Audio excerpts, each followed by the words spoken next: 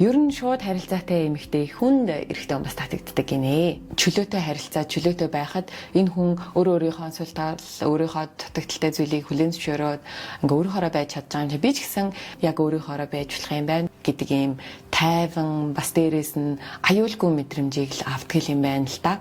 Тэгээ тийм учраас нөгөө эмэгтэй хүнийг өөгүй юм шиг харагдах гэж хичээгээд байх юм бол эрэгтэй хүн ч гэсэн зөрүүлээд тэр хүн таалагдахын тулд өөрөө бас юм мундаг сайн байх шаардлагатай мэдрэмжийг аваад тэгээд өөрийнхөө сул талыг нуун дарагдуулаад байх аюултай юм байна л да. Тэрний эрэгтэй хүндээ болохоор өөртөө тавгүй мэдрэмж бас өгдөг юм шиг байна.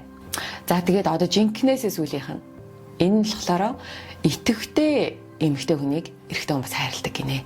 Альва зүйлд итгэвтэй байдаг. Тэгээд ямар нэг үр дүнд эцсийг харахын тулд одоо ингээд актив үйлслүүд хийдэг энэ байдлууд нь эрэгтэй хүнд айгу би энэ хүнтэй байх юм бол илүү дээр юм байна гэдэг мэдрэмжийг л одоо далдуураас өгдөг. За эндээс бас ингээ харахаар энэ юу ярианы агуулга сонсоход эмэгтэй хүн хит их одоо харилцааг давмгайлах, амандайлах, удирдах тийм байдалд эрэгтэй хүн жоохон дургүй байдаг юм байна. Би бол энэтэй санал нийлж байна. Үргэлж стресстэй, ямар нэг зүйлд яарсан, бохимдсан, ууштай ийм тогтмол харилцаатай эмэгтэй хүнээс эрэгтэй хүн дөлдөг гинэ.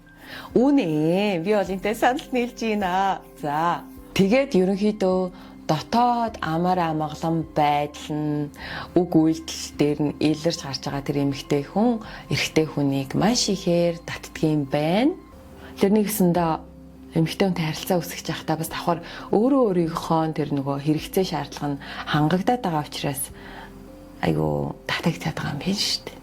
Дашрамд 9 бүлэгтээ хосуудын амьдралыг харуулсан бүр тэр тусмаа хосуудын дотн харилцаа буюу секс коучинг зөвлөмжтэй ийм эротик зохиол хосын жоор нэмэх 21 насанд хүрэгчдийн ном маань сонсдог аудио бэлгэлсэн байгаа. Бити гайхаарэ. Би уншиж байгаа шүү. Зөвхөн насанд хүрэгчтэй шүү. Би доор комментээр линкийг тавьчих. Сонирхоод үзээрэй.